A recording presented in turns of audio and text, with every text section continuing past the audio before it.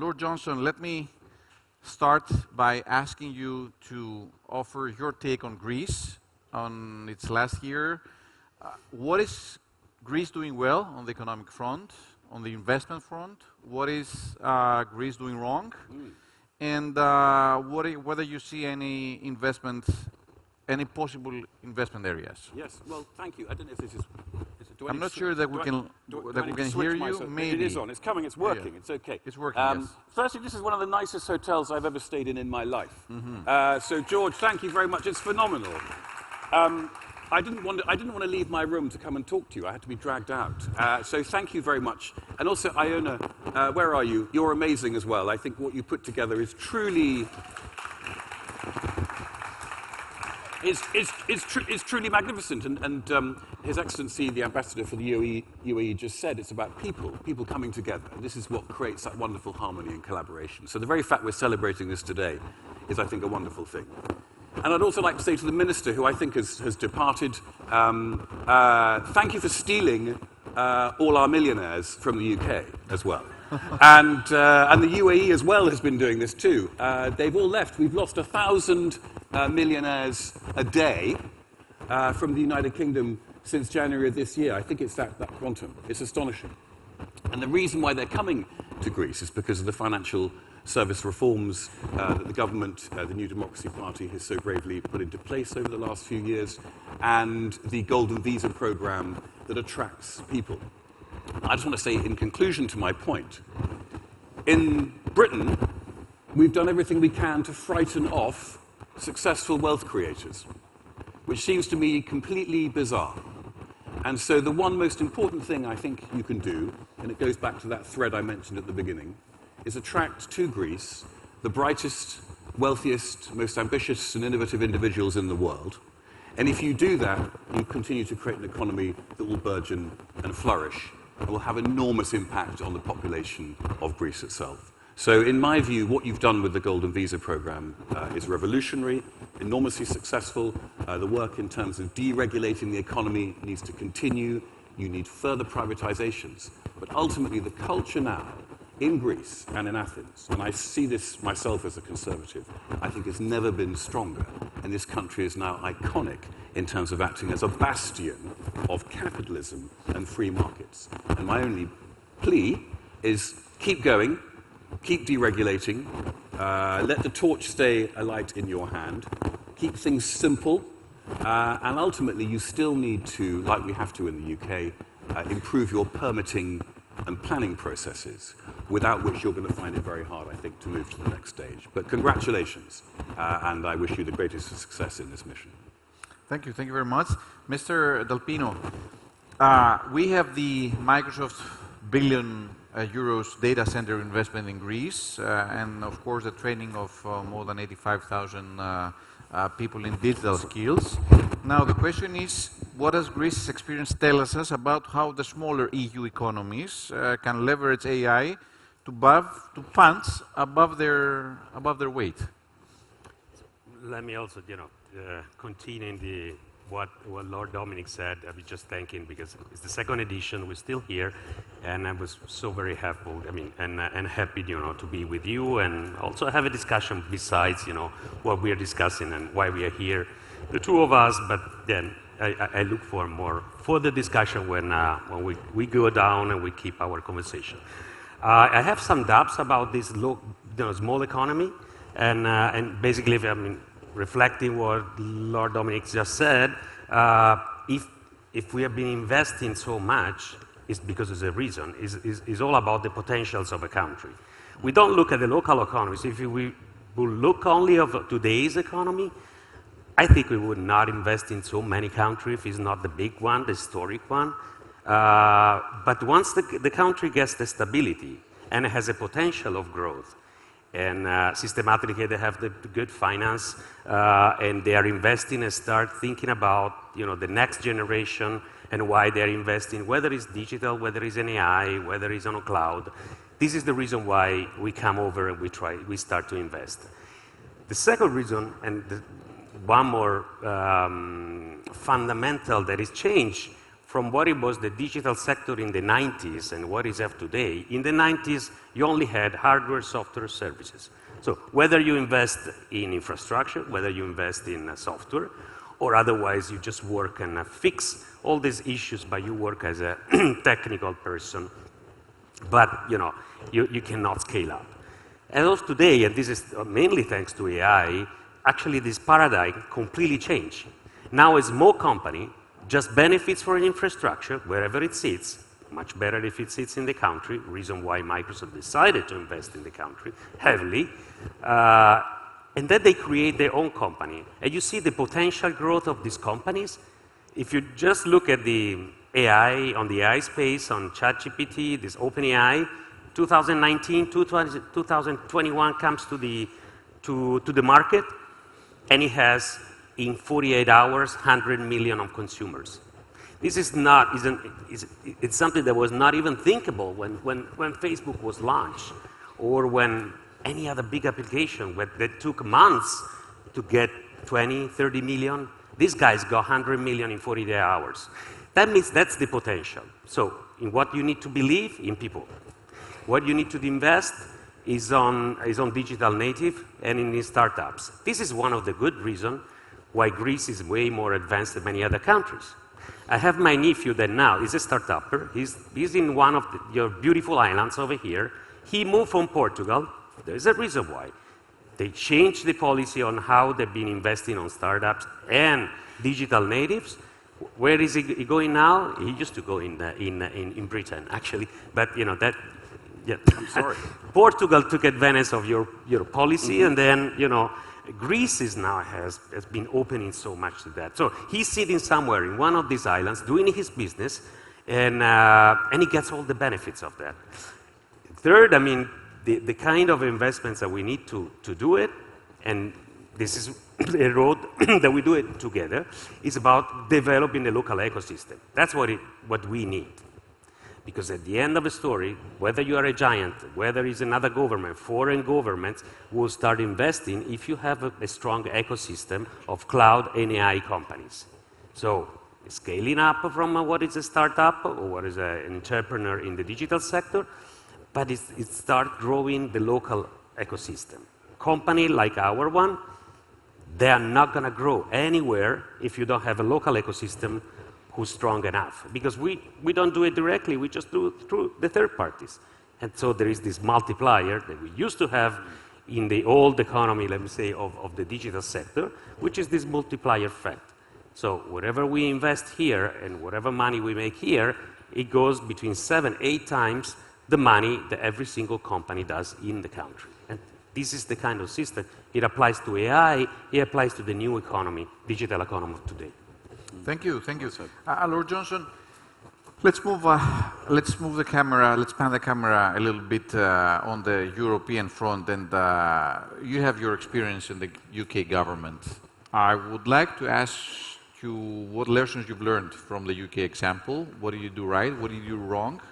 Any good practices, any wrongdoing, and any examples that are meaningful and relevant in today's discussion. Thank you, Apostolos, and thank you for chairing this. A great celebrity, by the way. It's a privilege to be interviewed by him. I would say the first thing to all of Thank you. Which is I was a businessman for 30 years. I had an asset management business, and I was an entrepreneur. And then I went into politics. And I just recommend that you don't do that. Because it's a terribly expensive way to spend your time. Mm-hmm. And I think possibly we do more as business people, but I was able to take my passion for entrepreneurship and bring it into the government. And I think that what I'm most struck by, and this trip has been very illustrative of that, is that we're all sick in the same way. There's a sort of bureaucratic COVID that swept the West. And these enormous bureaucracies. And remember, the UK government, you may not believe this, but we added 150,000 civil servants since 2020. So the civil service has grown by 25% in the last 5 years alone. And I don't know if you've been to the UK recently, but I don't think things are working 25% better. But the same in Greece. We have the same problems here. You have a legal backlog with in the legal system, in the courts. You have very serious planning and permitting issues, which I know are holding back the infrastructure that you need, and that your Prime Minister had the same post that I had historically as well, which was Minister for Regulatory Reform. So he knows what the problems are, and so did we as Conservatives. But we just found it impossible or very difficult to make it better. And I think it's how we approach it. And as business people, we need to be far more aggressive, in my view, in saying what we think is wrong with government and standing up to bad bureaucracy. Because we simply do not have time to waste when you think of the speed of change that Pier Luigi has just mentioned in terms of 100 million customers in 48 hours. We don't have 15, 20 years to build these systems. And I'll just give you one illustration, an anecdote from my own life, which showed me the problems that I faced and that we need to tackle. In this respect, I'm trying to build a home office. Anyone work from home? Hands up if you work from home, yes? Well, if you're married and you work from home, you know how important it is to have a separate office to your partner if you want to stay married and stay working from home. Exactly. It's a prerequisite. So and it's even better if the office is outside of the main house. That preserves a longer marriage, in my view. So I realized this, and I went to try and convert a small shed, not big at all, half the size of that section back there. But I couldn't. This was in November. I couldn't because I had to do a bat survey. And bats are protected across Europe, as you know. And I can't do the bat survey until they start to mate in the summer. So I'm delayed until the summer months, in June. This is a true story. And then I have to hire a cameraman to come and film the loft of this building to see whether the bats are actually engaging in intimacy. I am making sort of bat erotica, effectively. And then I have to send a report into the council, and eventually I get a letter back saying that there may be bats, they're not sure, but in order to mitigate for this, I can put up a bat box, which cost me £100. So that whole process has taken me 1 year. This is a true story. It's taken me 1 year, it's cost me £10,000, and the mitigation is a bat box that cost me £100 at the end of it. If you multiply that across the United Kingdom, and probably across Europe for many other types of so-called environmental protections that are actually bogus, the cost to humanity, to our economy, is gargantuan. And you laughed at my example. But it's not funny. It's deadly serious. It's only funny in its ridiculousness. But we've learned as societies now to accept the ridiculous, and ultimately in society and in government we shouldn't. We have to have a revolution in our bureaucracies if we are to survive and support the sorts of investment that wonderful companies like Microsoft are making. And that's what I learned. We're not tough enough. Okay, talking about revolutions. You are introducing AI as a strategic driver. You've described it as a general-purpose technology comparable to electricity in its transformative power. So the question here is, how do you see AI reshaping the world? What role can Europe play in that landscape? And also, Microsoft has pledged to defend Europe's digital resilience. In practical terms, the question is, how do these commitments help governments, businesses, and citizens to feel secure about their digital future? And then I'll come over to you. That's a long question. That's good. Yeah. Let me explain why this concept of general purpose technology, what it differs from all the rest, especially when generative AI came to life. 2019, and then when we launched it with OpenAI, the new generative AI, or ChatGPT, how you want to call, within our services. What it changed very much, that's why we make this comparison with electricity, whether it's the internet or whether it's the printing press. These are the big revolutions that really change. Why? Because they are pervasive, no? So they touch so many different aspects of the economy or so many fields, economic fields, differently from what is a specific technology, such as the smartphone or any other specific technology. It's so large that all the countries who embraced this technology since the beginning, they saw, a revolutionary growth that never expected before. UK is one of the examples. The Nordics are the other examples. And if we just recall what Draghi said in this report in September 2024, he said that this is one of the levels of a competition for competitiveness, and we have these targets of the 20% increase of GDP in 2030 if it's not 2.7 trillion euros of marginal growth in the EU Union. And as much as, you know, it goes all in parallel with how much is going to be the adoption. As of today, we are just like 12% in the EU Union, but, you know, the target is about 75%. That means that it's all about diffusion and adoption. And I'm saying that because then I look at Europe where it is. Having spent years in the past many years, in doing this huge regulation. It's a huge regulation that when we developed, and I talk as a European, definitely, I'm Italian, so I'm fully European, but when we developed the GDPR, which was, you know, the new flag on the piracy protection, which I think it was beautiful. The comparison of what we are doing now with all this hyper-regulation on the AI and the digital evolution, that's going to be risky. So where we position right now, the mirror is, you know, we're still regulating and keep regulating. What we need is about investments. What we need is exactly what UK or the Nordics has done, or US, or what China, what Russia has done since day zero when they had to deal with this technology. It's about investing, it's about creating the ecosystem I was telling you before, so creating this new economy, and where EU can position in all this story as a deployer. I mean, we cannot go back and try to become the developers because, I mean, we lost as Europeans mostly 20, 30 years in the digital economy because they've been investing in infrastructure, whether they are Chinese, whether they are US guys, they've been investing way, way before. But we have an opportunity which is all on the deployer sides. So the guys who actually are changing the economy using AI and producing what European are at best. And European, at best, they have this cultural diversity. This is our leverage. Cultural diversity, creativity, and most of the enterprise and our sectors are leading worldwide. Think about tourism, think about agriculture, think about the mechanics. We are leading everywhere. So what is missing, and what we've been recalling for many years, is about having a European plan, industrial plan, where you can use AI, you can use all technology just to leverage on those sectors, and then it's all about, you know, creating these public-private partnerships, so working with the providers, and then start investing actually in our local economy, because that's a winning factor that only in US and in China they just, you know, envy us for the kind of creativity and in our DNA and our economy. And we never believed on that. Having said that, just to complete your point on sovereignty, sovereignty is just the mirror of sometimes it's protectionism, sometimes it's nationalism, sometimes it's actually respecting our, as a citizen, European citizens, values.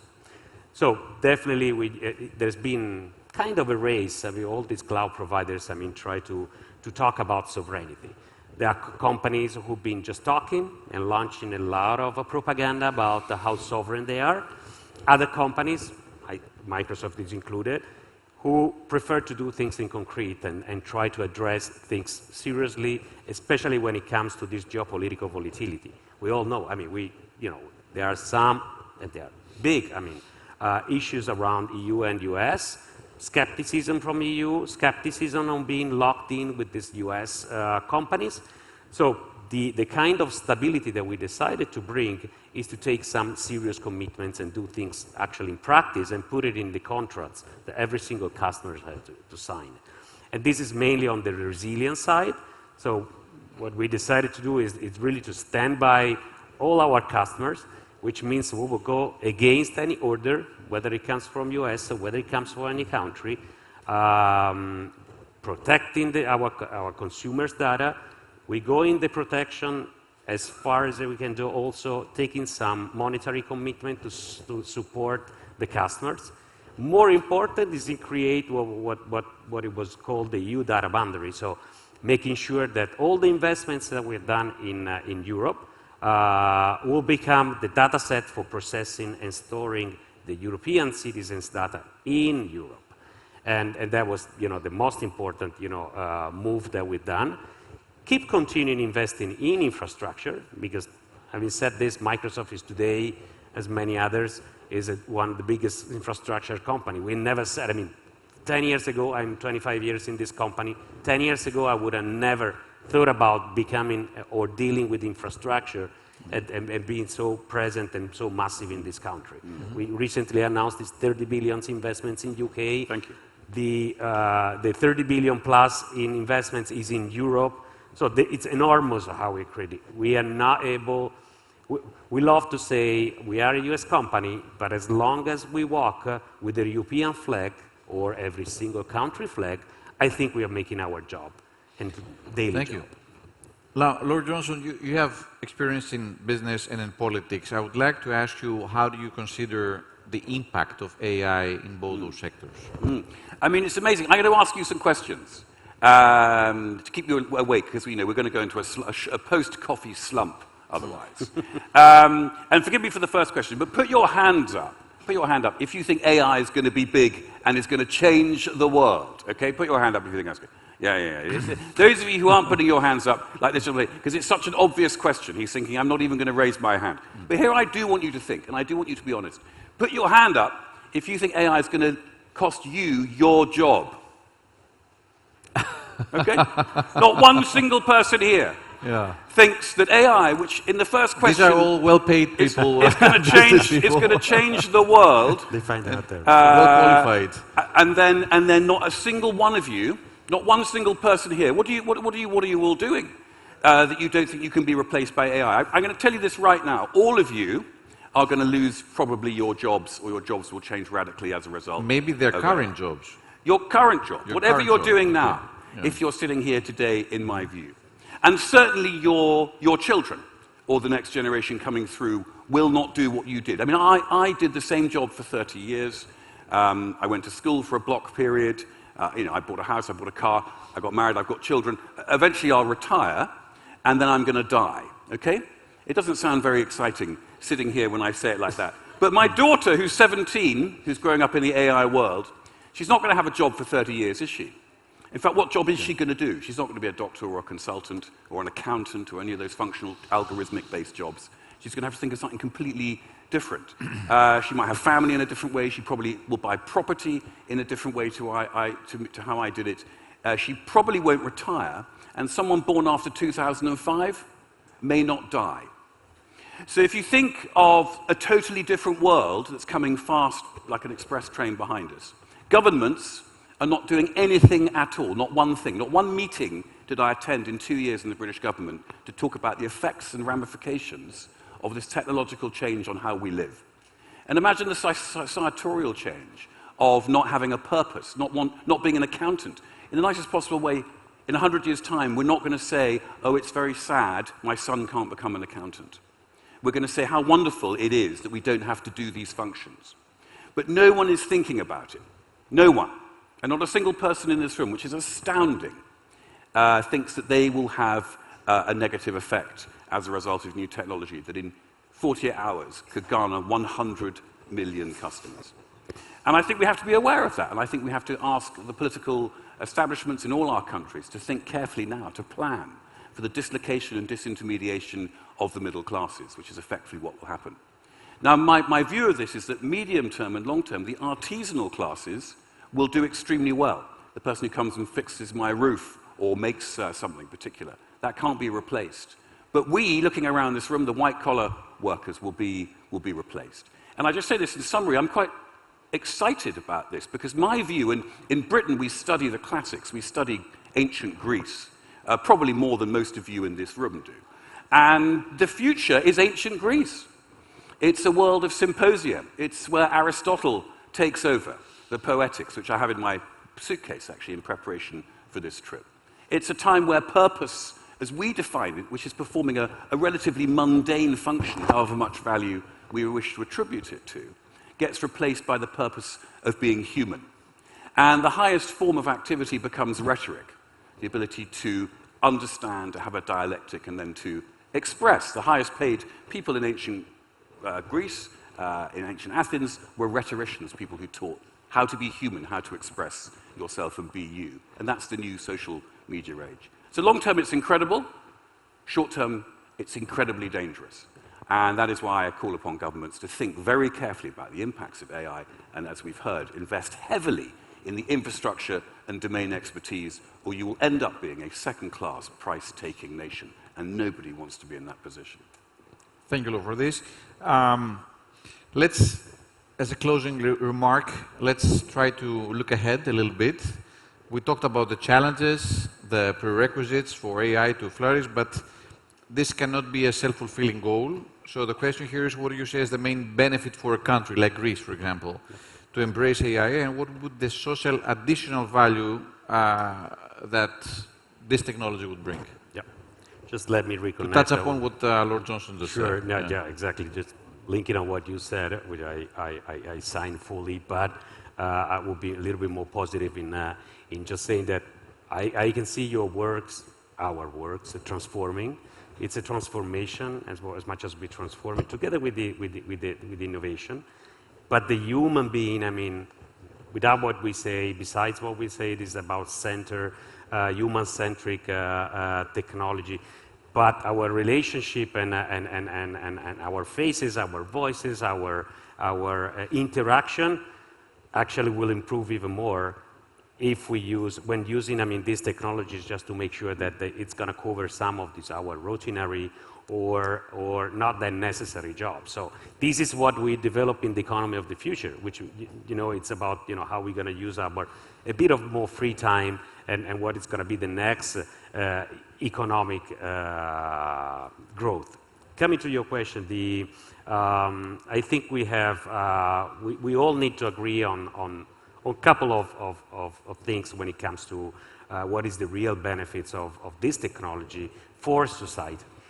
One is that I think we need to give that access that actually when we were talking about electricity, if we go back, we can see that more than 700 million don't even have access to the electricity or internet. 40% of the worldwide population don't have access to internet. And we are talking about one is 150, if not even more, actually, from Greece, 600 before Christ.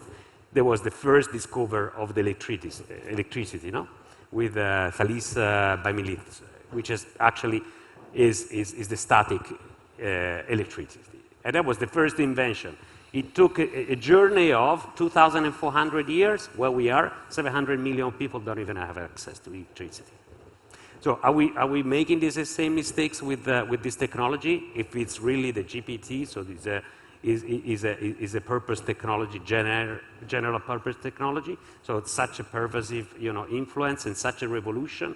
The first mistakes we're not going to make it, and we cannot make it, is to have in a few years still millions of people who have no access at all. So I think there are some like institutions, like researchers, that should just get access for free to this technology. If it's really, this is becoming a commodity, something that everybody would need access. So we think about education, research, especially when research is applied to the healthcare system. This is what we need the most, and it's free of charge. That's what it should be. Whether we agree or not, but this is the journey that we are engaging in. And the second one is when AI is on the benefit of the society in those global challenges. And we see the application, which is extraordinary when it comes to prevent a number of disasters, whether it's the natural disaster.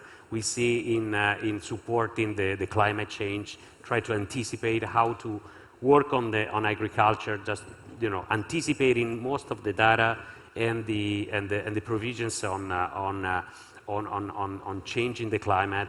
But it's also about preserving the cultural heritage. Here you have such a beautiful example with Olympia. We've been engaged years ago, not that many, and thanks to all of you, to the citizens, but mainly to the government who believed in that kind of projects.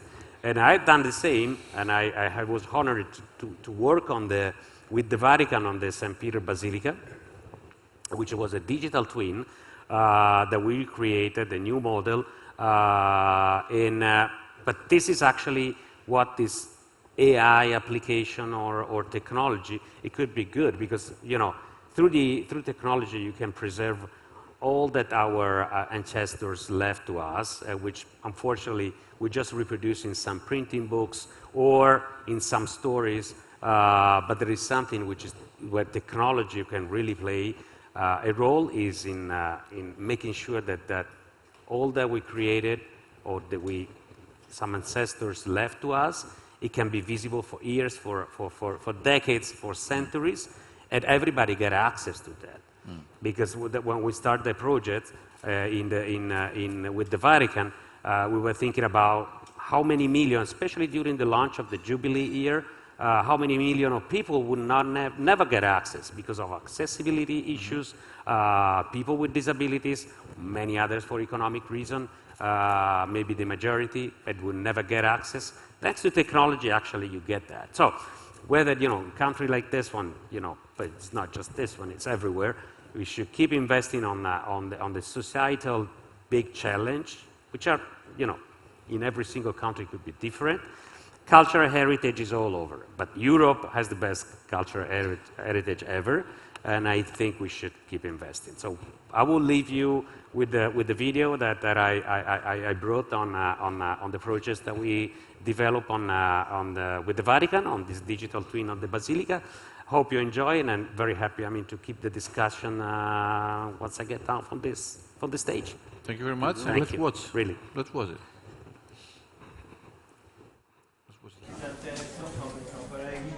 Et du coup, là, une fois qu'elle est là, elle balaye la chapelle Clémentine, elle a dans son champ de vision. Quando abbiamo un'ispirazione è come se si accendesse una luce. Questo progetto accenderà tante luci nel mondo. This is an opportunity to use the power of artificial intelligence to see this basilica in a way that perhaps no generation has seen it before. It's a digital twin of one of the world's most important and grandest buildings. La Basilica di San Pietro è interpretata come il centro della cristianità. Luogo che custodisce la tomba di Pietro, sulla cui fede è stata edificata. La tecnologia diventa un ponte non solo tra passato, presente e futuro, ma diventa un ponte anche tra persone. It's a new way to have a better understanding of the history of a place. In total, it's 400,000 pictures that we can stitch together. We really want, through this model, to reveal what is unseen. It just starts to uncover the layers, not only the architecture and the history, but its mysteries. Bramante, Michelangelo, Bernini, forse da lassù adesso ci guardano e un po' si divertono. Noi riusciamo a portare questo patrimonio attraverso il tempo e verso il futuro, che diventa un tesoro per tutti. Anzitutto nei due spazi immersivi che la gente potrà venire in Basilica e vedere. Poi ci sarà un sito in cui attraverso il 3D la gente potrà vedere gli angoli della Basilica. With AI for good, there is a lot you can extract, from these images. We have built these AI preservation tools that can look across the digital twin and find structural problems, missing tiles. This model will last forever.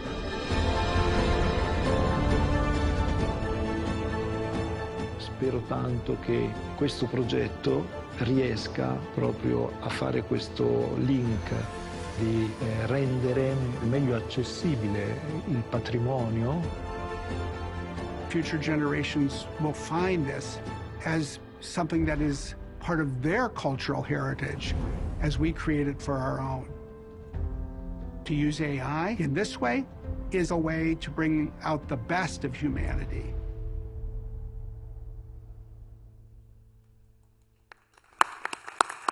Very good. Okay, thank you very much for sharing the video. We hope to visit soon. Thank you very much, Lord Johnson, for your remarks, and Pier Luigi Dal Pino. And Ms. Kefalogianni is now on the floor. Thank you all for listening. What a huge pleasure. Thank you so much. Thank you very much.